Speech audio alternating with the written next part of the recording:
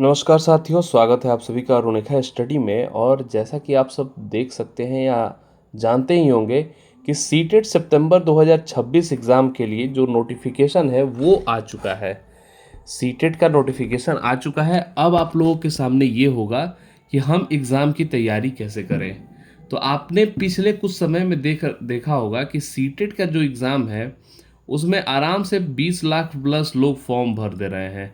जब भी देखेंगे आप लोग तो 20 लाख प्लस लोग फॉर्म उसमें भर रहे हैं और बहुत ही कम रिजल्ट निकल रहा है। बहुत ही कम लोग क्वालिफाई क्या कर रहे हैं, कम क्वालिफाई कर रहे हैं बहुत लोग। तो इसके लिए हम क्या करेंगे, कि किस तरीके से तैयारी करेंगे, इस पूरे चीज़ को हम लोग जानेंगे। और काफ़ी लोग ऐसे भी हैं जो एग्ज़ाम दे रहे हैं, कई अटेम्प्ट दे चुके और अभी तक उनका क्लियर नहीं हो रहा है। हो सकता है कि किसी एक सब्जेक्ट की वजह से क्लियर ना हो रहा हो सकता है कि दो तीन सब्जेक्ट की वजह से क्लियर ना हो। तो इसी चीज़ के लिए मैं उस चीज़ में कैसे आपको हेल्प कर पा रहा हूँ, ये चीज़ मैं आपको यहाँ पे बताऊँगा। मैं multiple times CTET exam qualify किया हूँ और वो भी किस स्ट्रैटेजी के तहत मैं क्वालिफाई किया हूँ, वो सारी चीज़ मैं आपको यहाँ पे बताने वाला हूँ। एक बार जब इस वीडियो को आप लोग देख लेंगे, एक बार इस पूरे स्ट्रैटेजी को, इस पूरे ट्रेंड को समझ लेंगे, तो मैं दावे के साथ कह रहा हूँ कि आप फिर अगले जो सीटेट होगा उसमें आप पीछे नहीं रहेंगे। तो चलिए इसी के साथ शुरू करते हैं। तो इस वीडियो में हम लोग बात करेंगे सीटेट पेपर 1 के मैथमेटिक्स सब्जेक्ट में हम लोगों को क्या करना चाहिए। तो शुरू करने से पहले बस एक रिक्वेस्ट है कि जो लोग चैनल पर नए होंगे चैनल को सब्सक्राइब कर लेंगे, वीडियो को लाइक और शेयर सभी लोग करेंगे। तो चलिए हम लोग आगे बढ़ते हैं। सिलेबस जानेंगे, फिर स्ट्रैटेजी जानेंगे, ट्रेंड जानेंगे, सब कुछ जानेंगे इसमें। तो सबसे पहले एग्ज़ाम ओवरव्यू देख लेते हैं। तो अगर आपका जो पेपर होता है वो 150 क्वेश्चन होते हैं, 150 मार्क्स रहता है। आपको उसमें से क्या करना होता है, आपको बस 90 मार्क्स ला के क्या करना होता है, क्वालिफाई करना होता है। 90 मार्क्स ला के क्या करना होता है, क्वालिफाई करना होता है। तो इस 90 मार्क्स लाने के लिए ही बहुत लोग जद्दोजहद करते हैं। क्यों? क्योंकि वो उस स्ट्रैटेजी को नहीं फॉलो कर पाते हैं। ये वैसा कॉम्पिटिटिव एग्ज़ाम नहीं है जिसमें कोई कट ऑफ अलग से हर साल या हर एग्ज़ाम में कट ऑफ अलग अलग रहता हो, वैरी कर रहा हो। ये वैसा एग्ज़ाम नहीं है। इसका जो कट ऑफ है वो फिक्स है। तो इस फिक्स कट ऑफ में हम किस तरीके से एग्ज़ाम की तैयारी करें, वो अलग होता है तरीका। तो उसी तरीके को हम लोग जानते हैं। तो इस एग्ज़ाम में जब आप मैथमेटिक्स को देखेंगे, मैथमेटिक्स में जब आप आएंगे तो वहाँ पे आपके सामने 30 क्वेश्चंस रहते हैं, जिसमें से कंटेंट के 15 क्वेश्चन और पेडागोजी के 15 क्वेश्चन। जो लेवल होता है वो कोई बहुत बड़ा लेवल नहीं होता है। क्लास 1 to 8 के मैथमेटिक्स जो होती है वही आपको फॉलो करना पड़ता है।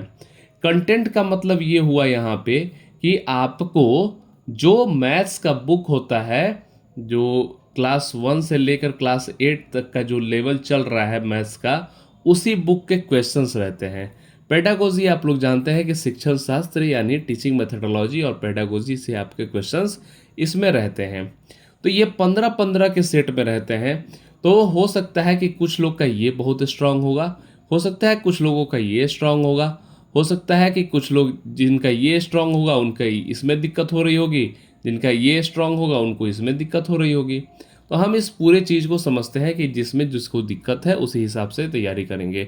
कम समय में ज़्यादा हम लोग स्कोर कैसे करेंगे वो चीज़ मैं बताऊंगा आपको।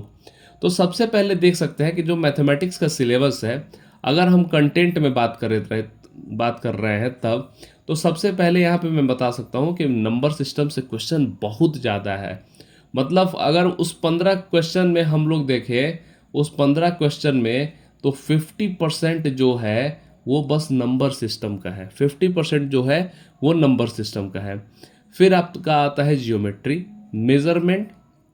मेज़रमेंट इसका मतलब ये हुआ कि उसमें मेंसुरेशन वाला भी हो सकता है, उस तरीके का ये क्वेश्चन इसमें आ सकता है। या फिर जो लेंथ मेज़रमेंट और टाइम मेज़रमेंट ये सब जो होता है उस तरीके का क्वेश्चंस आते हैं इसमें। डेटा हैंडलिंग बहुत कम क्वेश्चन होता है, पैटर्न्स के बहुत कम क्वेश्चन होते हैं, मेंसुरेशन इसके भी बहुत कम क्वेश्चंस होते हैं। यहाँ से यहाँ तक आपके 3 जो हैं इसके बहुत ज़्यादा क्वेश्चंस होते हैं, बहुत ज़्यादा। नंबर सिस्टम तो मैं बता दिया, कि आपका 50% क्या होगा, नंबर सिस्टम का ही रहेगा। ठीक है, चलिए आगे बढ़ते हैं इसी के साथ।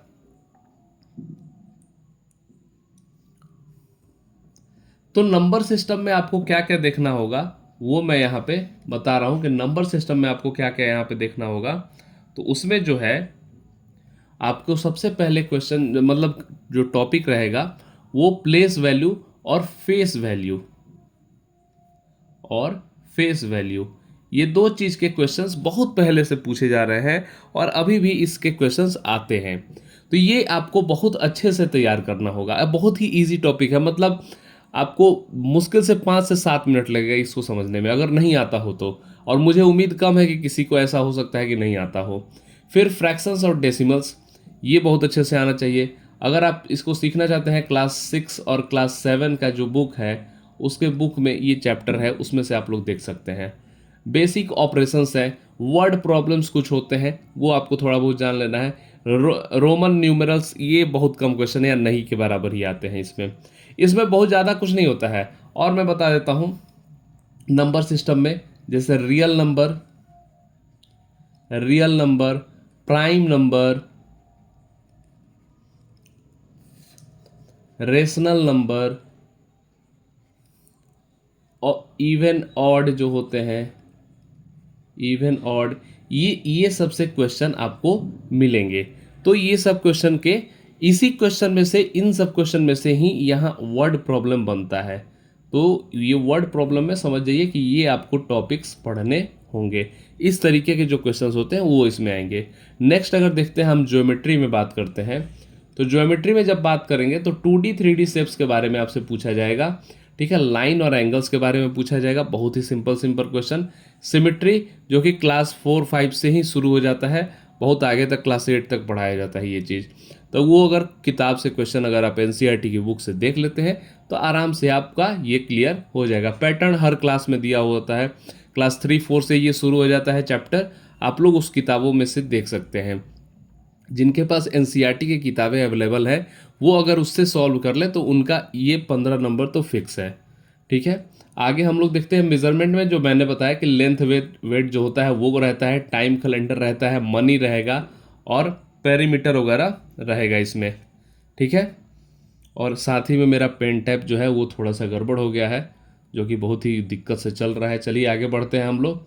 डेटा हैंडलिंग की बात करें तो इसमें आपको ये 3 चैप्टर मुख्यतः दिखेंगे, बारग्राफ, टेबल रीडिंग और बेसिक इंटरप्रिटेशन। बहुत ही कम क्वेश्चंस रहते हैं इसमें, बहुत ज़्यादा क्वेश्चन नहीं होता, लेकिन ज़रूरी है, पढ़ना ज़रूरी है आपके लिए। साथ में एक चीज़ मैं और बता देता हूँ, ये इससे कभी कभी क्वेश्चन आ जाता है, बाइनरी नंबर से कभी कभार क्वेश्चन आ जाता है। एक बार इसको ज़रूर आप लोग पढ़ लीजिएगा, नहीं होगा तो एक बार आप लोग कमेंट कीजिएगा, तो मैं शॉर्ट्स में ही बता दूंगा आपको बाइनरी नंबर। शॉर्ट्स से आप देख के एक बार में समझ सकते हैं, जैसे समझ लीजिए कि 1 मिनट का शॉर्ट्स में ही पूरा ये बाइनरी नंबर का टॉपिक आप लोग समझ सकते हैं।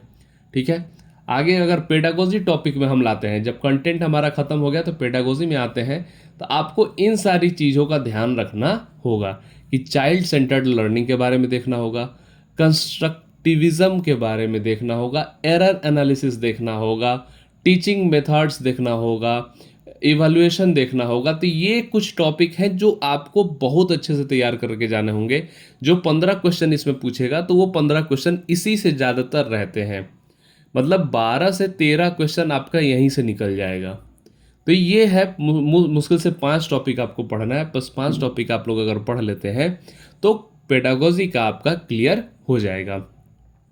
अगर आगे हम बढ़ें और देखिए कि चैप्टर वाइज वेटेज क्या रहता है, तो ये जो कंटेंट है, कंटेंट का जो 15 क्वेश्चन है, कंटेंट का जो 15 क्वेश्चन है उसमें से मैं बता रहा था कि 50% आपका किस में से आ जाता है, नंबर सिस्टम से। बहुत कम रहता है ज्योमेट्री, बहुत कम नहीं, इससे वेटेज है। और मेजरमेंट का, डेटा हैंडलिंग से मैंने बोला ही था कि बहुत कम ही क्वेश्चन आता है, 1 या 2 क्वेश्चन रहेगा, बाकी जो टॉपिक बच रहे हैं उससे 1-2 क्वेश्चन, यानी पैटर्न वगैरह का क्वेश्चन से 1-2 क्वेश्चन आपका रहता है। ठीक है, तो ये कंटेंट वाइज हो गया। तो अगर आप जब पढ़ रहे हैं इसमें, जब भी आप इसकी तैयारी कर रहे हैं, तो आपको करना क्या होगा कि सबसे पहले आप नंबर सिस्टम ख़त्म कीजिए। अगर आपके पास टोटल टाइम अगर 3 महीने आपके पास है सीटेट के लिए, अगर मैं देख रहा हूँ जैसे जून जुलाई अगस्त, अगर मई को मैं एलिमिनेट कर देता हूँ तो, क्योंकि बहुत सारा ऐसा चीज़ है कि अभी आईपीएल का टाइम चल रहा है तो लोग उसमें आईपीएल में व्यस्त हो जा रहे हैं, कुछ शादियां हैं, ये सब सब हटाने के बाद से कंप्लीट आपको 3 महीने मिल रहा है। इस पूरे 3 महीने में पता है आपको नंबर सिस्टम पढ़ने के लिए कम से कम 1 से 1.5 महीना लगेगा, केवल नंबर सिस्टम पढ़ने में। और ये जो है ना, ये बाकी सब इसको पढ़ने में 1 महीना, समझ गए। बस 1 महीने में अगर पूरा विधिवत आप पढ़ रहे हैं तब, अगर आप पहले से बहुत ही अच्छे से मैथ्स जानते हैं, बस रिवाइज करना है, तो रिवाइज करने में 15 दिन इसको दीजिए, 15 डेज नंबर सिस्टम को, और बाकी इतने इतने को 15 दिन दीजिए, तो आपका काम हो जाएगा। बस अगर रिवीजन के तौर पे चल रहे हैं तो मतलब ये है कि आपको जितना भी टाइम दे रहे हैं पूरे इस मैथ्स कंटेंट में, तो 50% टाइम आपको नंबर सिस्टम पे देना है। उसके एक एक चीज को समझ लेना है, मार्केट में जितने क्वेश्चंस अवेलेबल हैं सी टेट यूपी टेट या कोई भी स्टेट टेट के लेवल के, वो सारे क्वेश्चंस आपको सॉल्व कर लेना है। इसी के साथ अगर आगे हम बढ़ते हैं तो पीवाई की ट्रेंड अगर देखें हम, तो क्वेश्चंस क्या होते हैं, रिपीटेड होते हैं। कॉन्सेप्ट्स भी क्या होते हैं, रिपीटेड होते हैं। कॉन्सेप्ट बेस्ड क्वेश्चन रहते हैं, मतलब ये है कि वन लाइनर्स भी होता है लेकिन वर्ड प्रॉब्लम्स भी होता है, ठीक है। पेडागोजी स्कोरिंग मैं बताए ही, पेडागोजी स्कोरिंग होता है कितने टॉपिक, बस 5 टॉपिक पढ़ने हैं आपको, बस वो 5 टॉपिक पढ़ लेंगे आपका 15 नंबर क्लियर होगा। एनसीईआरटी बेस्ड क्वेश्चंस होता है, मैंने बताया ही कि अगर आपके पास एनसीईआरटी अवेलेबल है तो उससे क्वेश्चन कर लीजिए, या फिर जो भी आपके पास गाइड है, बुक है, उससे आप लोग क्वेश्चन कर सकते हैं। तो ये रहा पूरा इसका ट्रेंड। अगर हम मोस्ट इंपॉर्टेंट टॉपिक में बोला था तो बता ही दिया कि नंबर सिस्टम आपको सबसे ज़्यादा टाइम देना है, और फिर पेडागोजी पे आपको सबसे ज़्यादा टाइम देना है। ये 2 चैप्टर अगर आप सबसे ज़्यादा टाइम दे लेते हैं तो उसके बाद से आपका जो मैथ्स का सिलेबस है वो आपका कंप्लीट हो जाएगा। बस थोड़ा बहुत रिवीजन करने की ज़रूरत है। मेज़रमेंट और ज्योमेट्री बेसिक्स जो भी होते हैं ये आपको बहुत ही कम टाइम लगेगा, और उतने कम टाइमों में आप इसको सॉल्व कर लेंगे। साथ ही अगर मैं बात करूँ कि कॉमन मिस्टेक्स क्या होता है, तो मिस्टेक यहाँ पे मैं सीधे सीधे बता रहा हूँ कि मेरे ही जान पहचान के लोगों ने, मेरे ही कुछ स्टूडेंट ने ऐसी गलती किया है। वो क्या किए, पेडागोजी को इग्नोर कर दिए।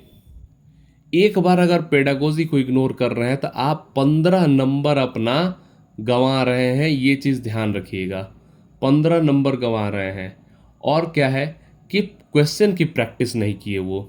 उनका क्या था कि बस सीडीपी पढ़ रहे हैं, सीडीपी सीडीपी सीडीपी, सीटेट मतलब सीडीपी। और आपको मैं बता दूं कि ये सबसे गलत चीज़ है। सीटेट मतलब सीडीपी नहीं, सीटेट मतलब CDP, EVS, maths, Hindi, English या एनी अदर लैंग्वेज, ये सब है।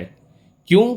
क्योंकि सब 30-30 नंबर का आपके सामने क्वेश्चन देता है सब सब्जेक्ट से, तो इसलिए सारे इंपॉर्टेंट हैं, कोई चीज़ छोड़ना नहीं है।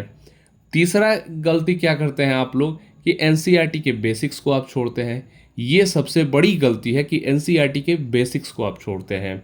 और चौथा क्या है, लास्ट टाइम क्रैमिंग। ये चीज़ मैं लास्ट टाइम पे ही इसके बारे में मैं बात करूँगा, जब एग्ज़ाम नज़दीक आ जाएगा तब। कैसे मॉक टेस्ट देना है, किस तरीके से मॉक टेस्ट का एनालिसिस करना है, हर एक चीज़ मैं बताऊंगा।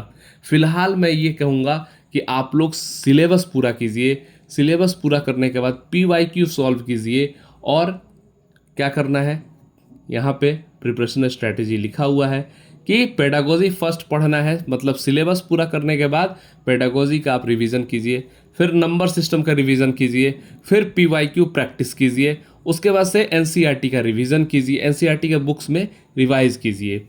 और नहीं मिल रहा है एनसीईआरटी का बुक का, तो आप भी जिस भी टीचर के साथ तैयारी कर रहे हैं उनका जो भी सीट है, जो भी आप उनका क्वेश्चंस है, उसी को बार बार सॉल्व कीजिए। पीवाईक्यू सॉल्व कर ले रहे हैं तो समझिए कि आप 90% काम खत्म कर रहे हैं।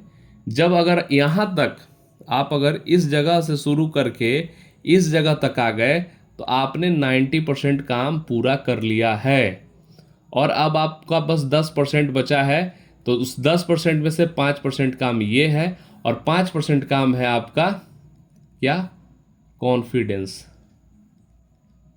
कॉन्फिडेंस, ये कॉन्फिडेंस 5% ये उसके ऊपर मैं छोड़ता हूं।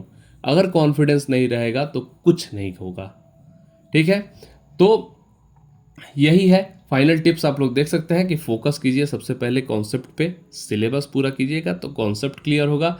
गेस वर्क को आपको मतलब शुरू में तो अवॉइड करना है। एग्जाम में जब आप बैठे हैं, एग्जाम लास्ट टाइम में अब कुछ नहीं समझ में आ रहा है, तब आप गेस वर्क कीजिए। मैं बिल्कुल मना नहीं करूंगा, क्योंकि निगेटिव मार्किंग नहीं होती है। प्रैक्टिस डेली कीजिए, वीकली रिवीजन कीजिए कि आपने जो वीक में 6 दिन क्या पढ़ा, 7वें दिन उस चीज़ का रिवीजन आप कीजिए, और ये चीज़ बहुत ज़रूरी होता है। तो यही है फाइनल टिप्स। इसके अलावा अगर आपको कोई भी प्रॉब्लम या कोई भी दिक्कत लग रहा हो सकता है कि आप पूछे कि बुक कौन सा अच्छा होगा, ऐसा कुछ क्या होगा, वैसा क्या होगा, बहुत सारे आपके तमाम क्वेश्चन हो सकते हैं। तो वो सब क्वेश्चन आप हमारे कमेंट सेक्शन में लिख सकते हैं, मैं आपको वहीं पे रिप्लाई कर दूंगा। बहुत अगर ऐसा लगेगा कि क्वेश्चन कॉमन होते जा रहा है, एक जैसा क्वेश्चन हो रहा है, तो मैं एक शॉर्ट्स छोटा सा बना के आप लोगों के लिए इसी चैनल पे डाल दूंगा। तो जो भी इस चैनल पर नए हैं, चैनल को सब्सक्राइब कर लेंगे, वीडियो को लाइक और शेयर सभी लोग करेंगे, अपने दोस्तों के साथ भी शेयर कर दो भाई, कि वो भी सीटेट क्लियर कर ले। सीटेट क्लियर करना ये नहीं है कि सीटेट में आपका कोई कंपटीशन है, ऐसा बिल्कुल नहीं है। सीटेट बस एक क्वालिफाइंग नेचर का पेपर है, ठीक है। तो उन्हें भी शेयर कीजिए, और सारे लोग बेल आइकन को प्रेस ज़रूर कीजिएगा, कि ताकि मेरे वीडियोस के नोटिफिकेशन आपको टाइमली मिल जाए। और भी जो भी आपकी बात होगी, अगर आप कहेंगे मैथ्स की क्लास यहाँ पे चलाने के लिए, तो मैं वो भी करवा दूंगा। हर एक चीज़ मैं अवेलेबल करवा सकता हूँ। मैथ्स तो मैं खुद ही पढ़ा दूंगा आपको, ठीक है। तो मिलते हैं आपसे अब अगले वीडियो में, और जो भी आपकी क्वेरी होगी कमेंट सेक्शन में ज़रूर लिखिएगा। मिलते हैं आपसे अगले वीडियो में, तब तक के लिए tata bye bye and thank you. जय हिंद।